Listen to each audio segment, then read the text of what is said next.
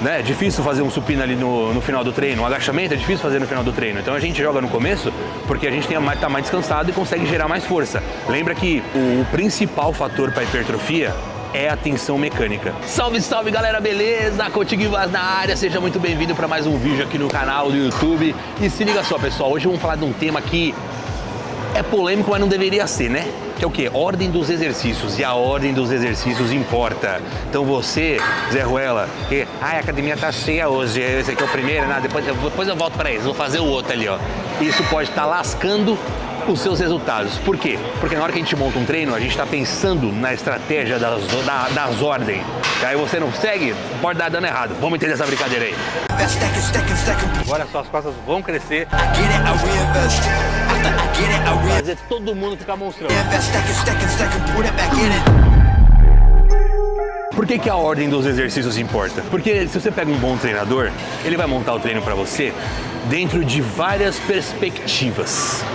E obviamente essas perspectivas é para gerar o resultado final, que é o quê? Progressão de carga, é pensando no que a gente tem que dar prioridade, qual é a sua deficiência muscularmente falando. Então, pensa que assim, no começo do treino, você tem mais força, você está descansado, o seu músculo tem mais capacidade de gerar contração. E quando eu digo contração, é uma contração concêntrica, né? No peitoral, a força de empurrar. Numa remada, a força de puxar. No bíceps, a força de jogar para cima. Isso é a força concêntrica. A gente tem mais força concêntrica no começo do treino. Isso com certeza você já reparou. Vai passando o treino, você vai tendo menos força, né? Faz um supino no começo do treino e um no final do treino. Ah, Gui, mas é óbvio que no final do treino eu já fiz exercício pra caramba. É um dos motivos. O outro motivo é porque você perdeu força de contração. Você mesmo já respondeu isso já. Pô, se eu jogo no final, eu pego menos carga. Sim. E é um exercício que a gente não quer pegar menos carga muitas vezes. É um exercício de carga supino. A gente pega menos carga num crucifixo. Muitas vezes o crucifixo você não precisa colocar uma carga exorbitante. Às vezes a gente quer trabalhar ali com 12 repetições, você não precisa de uma carga exorbitante, dá pra você jogar isso pro final do treino, né? Então, a gente pensa muito isso, né? Que no começo do treino são exercícios com maior facilidade de contração. Na verdade, não facilidade, né? Na verdade, mais dificuldade, vamos pensar assim. É que a gente tá com mais facilidade porque a gente tá descansado. Porque um supino, né? É difícil fazer um supino ali no final do treino, um agachamento é difícil fazer no final do treino. Então a gente joga no começo porque a gente tá mais descansado e consegue gerar mais força. Lembra que o principal fator para hipertrofia é a tensão mecânica. O que é tensão mecânica? Carga alta chegando até a falha. Porque não adianta nada eu colocar uma carga alta para 5 repetições e fazer uma repetição. Eu não gerei tensão mecânica, porque faltou 4 para eu chegar até a falha. Então não tem tensão mecânica. Só que você colocar uma carga, que eu quero que você falhe em 5, e você colocou uma carga para falhar em 8, também não é que tensão mecânica. Então o que é tensão mecânica? Uma carga alta chegando até a falha. Aí você gera tensão mecânica no músculo. Para isso acontecer, ou para esse fator de tensão mecânica acontecer, a gente precisa de uma carga alta e de chegar até a falha. Com isso, a gente colocando esses exercícios de contração, de dificuldade de contração no começo do treino, a gente tem uma maior capacidade de fazer força, fica melhor pra gente, né? Então eu vou dar um exemplo pra vocês, até aqui, ó, nessa máquina aqui, ó. Chega aí, Brunão. Aqui a gente tem uma DY Pull Down. Por que é DY, né? É o DY, que é o Dorian Yates Pull Down, ou como você queira chamar, uma puxada supinada na Hammer. Esse aqui é um exercício, por exemplo, por questão do exercício, da biomecânica do exercício, a gente não colocaria no começo do treino. Por quê? Olha o perfil de resistência dessa máquina, pessoal. Vou pedir pra Gi pegar aqui, ó, o peso. Ela só tirou aqui da inércia. Olha onde o peso tá. Solta um pouquinho. Pode soltar. Aqui ele tá morto, certo? E você vai perceber que o peso, ele vai fazer isso aqui, ó. Aqui o peso está totalmente para baixo por causa da gravidade. Então aqui é o ponto mais difícil do exercício, ó. Na hora que agita o quê? No alongamento. Onde a gente tem mais força no músculo? No alongamento. O seu peitoral ele é mais forte aonde? Aqui do que aqui. As suas costas é mais forte aqui do que aqui. A sua perna é mais forte lá embaixo do que aqui. É sempre o alongamento. O seu bíceps é mais forte aqui. Em cima você vai perdendo essa capacidade de força. Então aqui agita no alongamento da dorsal. É onde ela tem mais força. E aí é onde a máquina tá mais pesada. Porque, ó, a gravidade ali, ó, tá toda para baixo e o peso tá reto. Se ela tá aqui, ó, percebe que o peso não tá mais reto? Já tá mais próximo do chão, tá mais perto da gravidade e tá declinado aqui, ó. Então ele não tá no mais pesado. Aqui é o mais pesado. E de acordo com o que ela for fazendo a força, ó, faz a contração, ó como ele faz um arco, que é o que a gente chama de boca de sino, isso aqui. Então o perfil de resistência é uma boca de sino, ó. Ele não fica reto sempre, né, nessa linha aqui, ó. Ele faz isso aqui, ó. Então aqui, ó, vou até perguntar pra ela, aqui não é mais fácil do que aqui? Por quê? Porque essa máquina, ela é feita de uma forma que ela vai perdendo tensão na contração. Pô, Gui, mas isso é ruim? Não, isso é fantástico. As máquinas, pode soltar, as máquinas mais inteligentes são as que é mais difícil no alongamento e mais fácil na contração, porque a gente tem mais força no alongamento, então pode ser mais difícil. Só que na contração, que a gente tem menos força, o ideal é que seja mais fácil, que é exatamente o que acontece nessa máquina. Fica mais fácil para ela, certo? Então, pensando nisso, seria uma máquina que não seria interessante colocar no começo do treino. Porque se aqui o mais difícil é quando está em alongamento e a gente vai tendo força de alongamento, a gente tem mais força de alongamento do que na força de contração, eu jogaria pro final do treino. Concorda comigo? Certo? Sim. Se a gente, uma remada curvada. Mano, a remada curvada, a força dela, o perfil de resistência dela é totalmente para baixo, certo? Se você realmente faz curvadinho. É muito difícil. Então coloca no começo do treino, porque no final do treino, a remada curvada não é um exercício de, entre aspas, pelo amor de Deus, tá? Não é um exercício de freio. Você não vê ninguém fazendo remada curvada assim, ó. Você vê o cabelo que vai fazer o quê? Pá! Pá! Porque é um exercício de contração. No final do treino, você não tá com força pra fazer isso aqui o tempo todo, cara. Você já perdeu a força. Você já fez 3, 4 exercícios pra costas, já perdeu a força de contração. Só que você ainda tem essa força da freada, essa força do alongamento. Então, onde tá a força do alongamento? Aqui. A força de contração, a Gi já perdeu. Vamos dizer que ela tá no 4º exercício. Então aqui tá difícil. Só que ela tá com força aqui ainda.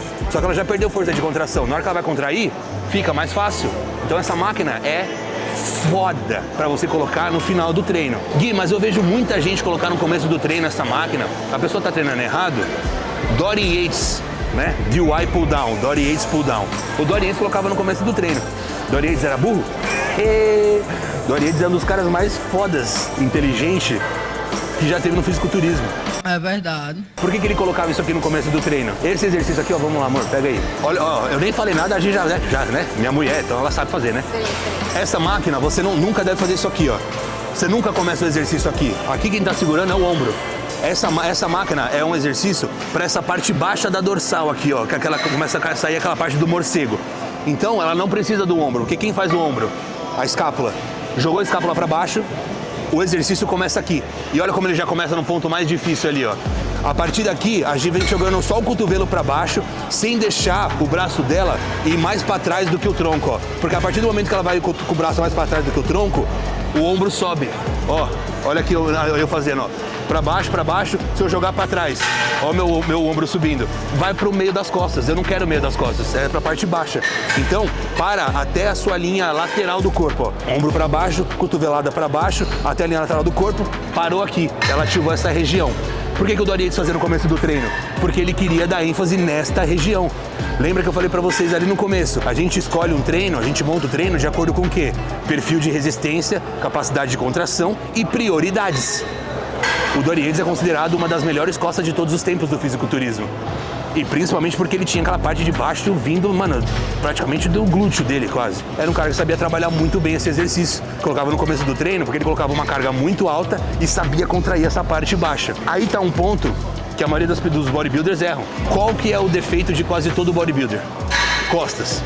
Onde está o defeito da costa dos bodybuilders? Do meio para baixo, que é justamente onde esse exercício trabalha. Então percebe que se eu coloquei esse exercício para você no começo do treino, pensando na prioridade muscular, e você joga pro final, você tirou toda a prioridade que eu montei do treino para você? Você lascou tudo que eu planejei para você. Virou um treino genérico, né? Virou um treino genérico. Qualquer um podia te passar. Mas ao contrário, também, se eu passo esse exercício no final do treino pra você, por quê? Porque você já tá com mais fraco, a capacidade de contração do corpo, do músculo já tá menor. Por quê? Fadiga periférica, o que é fadiga periférica? Local, músculo. o próprio músculo já está mais difícil de contrair. E fadiga do sistema nervoso central, que é a capacidade que o seu cérebro tem de mandar o comando para o músculo contrair. Ou seja, você está inteiro cansado. E aí você coloca essa máquina, eu coloco essa máquina no final do treino, por quê? Porque aqui no começo é difícil, só que você está com força ainda, e de acordo com o que você vai fazendo, vai ficando fácil. Por quê? Porque eu quero que no final do treino seja fácil essa contração para você. Aí você vem e me coloca no começo do treino. Aí você coloca no final do treino a remada curvada. Cara, você lascou tudo o rolê, velho. Entendeu a questão? Então, a ordem dos exercícios importa muito, pessoal. Talvez, me arrisco a dizer, que seja uma das coisas mais importantes para você gerar hipertrofia. Por quê? Se a progressão de carga é o fator, um dos fatores, se não o fator mais importante para a hipertrofia, e obviamente a gente está falando de progressão de carga, a gente está falando de tensão mecânica. Se eu monto um treino para vocês pensando nessa progressão de carga de acordo com os exercícios que eu coloquei, na ordem que eu coloquei, com as séries e repetições que eu coloquei, se você muda isso, você lascou todo o treino, você lascou toda a sua progressão. Então na semana seguinte, digamos que você começa com esse, hoje. Na semana seguinte, tá cheio aqui, vou para a curvada. Aí você, nessa semana, você fez a curvada com 30 quilos, que estava no começo do treino. Na semana que vem você colocou pro final do treino, você fez com 20. Eu falei, caraca, mano, perdi força. Não, Zé Ruela. Que é isso, Moreno? Você não é assim. Foi pro final do treino, você não tá com força de contração, principalmente numa remada curvada. Aqui, ó, a gente tem outro exemplo sensacional, ó, que é essa remadinha aqui, ó. Olha como tá o peso, certo? Olha como essa máquina faz uma boca de sino também, ó. Percebe que aqui é o ponto mais difícil dela? Não é aqui, ó. Pra tirar aqui, ó. Obviamente, quando tá muito pesado, é pesado pra porra, né? É claro. Aqui, ó, é muito difícil na hora que você tira. Porque, ó, é a mesma coisa que lá, ó. Fica no ponto reto. E de acordo com que você vai puxando, ó, fica difícil. E aqui fica fácil, ó. Porque ele vem pra trás.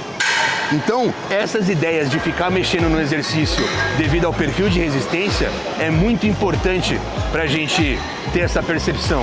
Então, ó, se liga, a Gi vai tirar da inércia. Ela tirou, certo? Faz a força pra puxar devagar.